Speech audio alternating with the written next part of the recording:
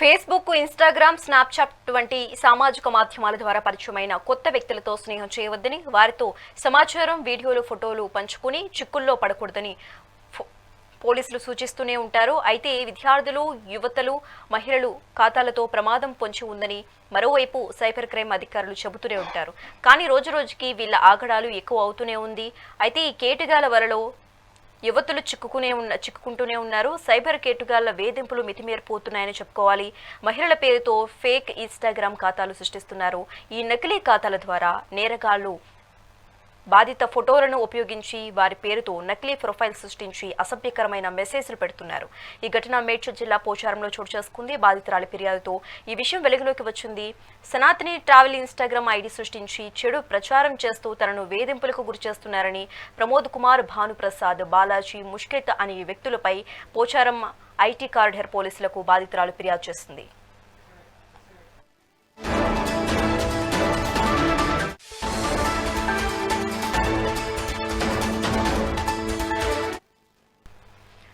Facebook, Instagram, Snapchat వంటి సామాజిక మాధ్యమాల ద్వారా పరిచయమైన కొత్త వ్యక్తులతో స్నేహం చేయవద్దని, వారితో వీడియో కాల్స్ కానీ అలాగే ఎటువంటి సమాచారం కానీ ఫోటోలు షేర్ చేయడం కానీ ఇటువంటివి చేయకూడదని పోలీసులు ఎప్పటికప్పుడు సూచిస్తూనే ఉన్నారు. ఇందులో భాగంగానే విద్యార్థులు, యువతులు, మహిళలు ఖాతాలతో ప్రమాదం పొంచి ఉందని మరోవైపు సైబర్ క్రైమ్ అధికారులు కూడా ఎప్పటికప్పుడు చెబుతూనే ఉన్నారు. కానీ రోజురోజుకి వీళ్ళ ఆగడాలనేవి ఎక్కువ అవుతూనే ఉన్నాయి. ఈ కేటుగల వలలో యువతులు ఎక్కువగానే చిక్కుకుంటున్నారు. ఇక ఇదే అంశానికి సంబంధించి మోర్ అప్డేట్స్ మా ఫిల్మ్ కరెస్పాండెంట్ రాణి ఫోన్ ద్వారా అందిస్తారు.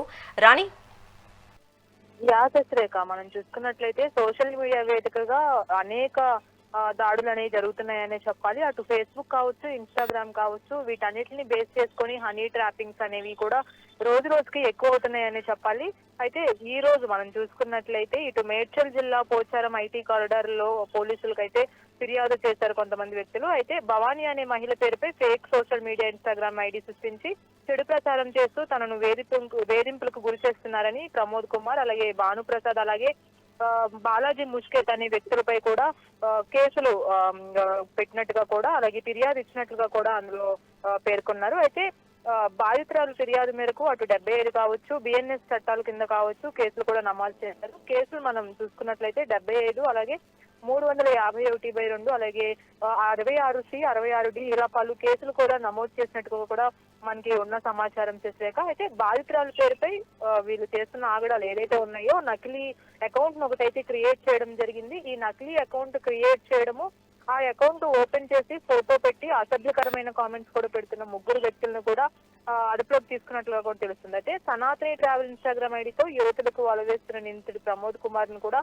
ఇందులో చేర్చడం అనేది గమనార్హమని చెప్పాలి. అంటే ఒక ఇన్స్టాగ్రామ్ ఐడి తర్వాత అందరినీ కూడా వాళ్ళని ట్రాప్ చేయడమే పనిగా పెట్టుకున్నారు ఈ నిందితులు. అలాగే ప్రమోద్ కుమార్ వేధింపులు తట్టుకోలేక సోషల్ మీడియాలో వీడియో రిలీజ్ చేశారు కొంతమంది బాధితురాలు కూడా.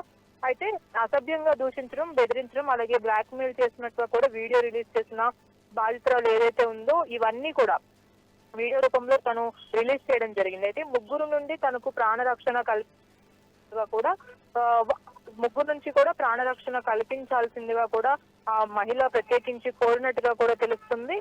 కంప్లైంట్ లో కూడా పొందుపరిచిన కొన్ని అంశాలు మనం చూసుకున్నట్లయితే ఇవన్నీ కూడా పోలీసులు ఆధారంగా చేసుకుని వాళ్ళపైన కేసు నమోదు చేసినట్లుగా కూడా తెలుస్తుంది. సోషల్ మీడియాలో అనేక మంది అమ్మాయిలను కూడా వేధిస్తున్నారంటూ ఫిర్యాదు చేశారు బాధితురాలు.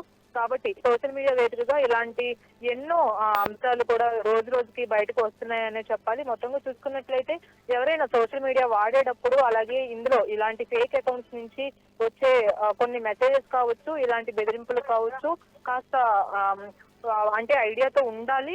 ఇక మీదటైనా ఇలాంటి వాటిని బారిన పడకూడదు అని పోలీసులు పదే పదే సూచించినప్పటికీ కూడా ఇలాంటి సైబర్ నేరగాళ్ళని పేర్కొంటున్న ఇలాంటి వాళ్ళను కూడా పోలీసులు అంత ఈజీగా తీసుకునే పరిస్థితి కనిపించట్లేదు. Sasirekha, right, thanks for the updates రాణి.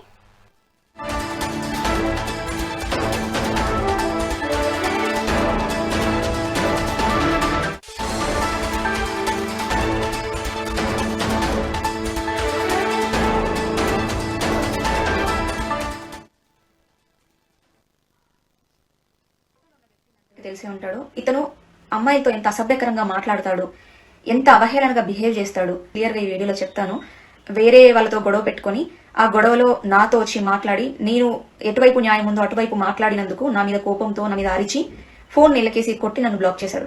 అదంతా జరిగిన సంవత్సరం తర్వాత ఒక 3 నుంచి 4 నెలల క్రితము ఇతని మీద ఒక ట్రోల్ వీడియో వచ్చింది. ఆ ట్రోల్ వీడియోని నేనే చేపించానని నా మీద ఒక అలిగేషన్ వేసి ఇతని అనుచరులు కొంతమంది ఉంటే వాళ్ళని రెచ్చగొట్టి గ్రూప్స్ లలో నా గురించి చెడ్డగా మాట్లాడుతూ అసభ్యకరమైన పదజాలాన్ని వాడుతూ నాకెవరైనా సపోర్ట్ చేస్తే వాళ్ళనే తిడుతూ నా పేరు ఎక్కడన్నా తీస్తే పేరు వాడినందుకు నన్నే తిడుతున్నారని చెప్పి నేను కేసు ఫైల్ చేసి బొక్కలు దోస్తానని భయంతో పేరు వాడకుండా అసభ్యకరమైన పదజాలం, చెప్పలేని పదజాలాన్ని వాడుతూ ఎమ్ము వర్డ్స్ తో నన్ను తిడుతూ నా ఫేస్ ని ఆ పేజ్ లో పెట్టి ప్రతి ఇంట్లోనూ ఆడపిల్ల ఉంటుంది, ప్రతి మగాడు ఒక అమ్మ కడుపులోంచే రావాలి, ఎందుకంటే బయట వాళ్ళంటే మనకు బాధ అనిపించదు, మన అనుకునే వాళ్ళు చేసినప్పుడు ఇంకా మనకు అక్కర్లేదు అనిపిస్తుంది. సో నేను కొన్ని రోజులు వీడియోలు పెట్టడమే మానేసా, అందరితో మాట్లాడడం మానేసా. వీడు ఎన్ని చేసినా నేను మనసులో పెట్టుకుని కామ్గా ఉన్నాను. మనోడే కదా, అన్న అని పిలిచాను కదా అని చెప్పి. కానీ వీడి మీద ఒక వీడియో చేసినందుకు ఒక లేడీ మీద కేసు వేస్తా అని బెదిరిస్తున్నాడు. నీ మీద ఒక వీడియో వేస్తే నువ్వు కేసేస్తావు, నువ్వు అంత తోపువి అంత తురుంబే అయినవా? ఇన్ని మాటలు తిట్టి ఇంత అవమానించి ఇంత బాడీ షేమింగ్ చేసిన ఒక అమ్మాయిని నీ మీద ఎన్ని కేసులు ఫైల్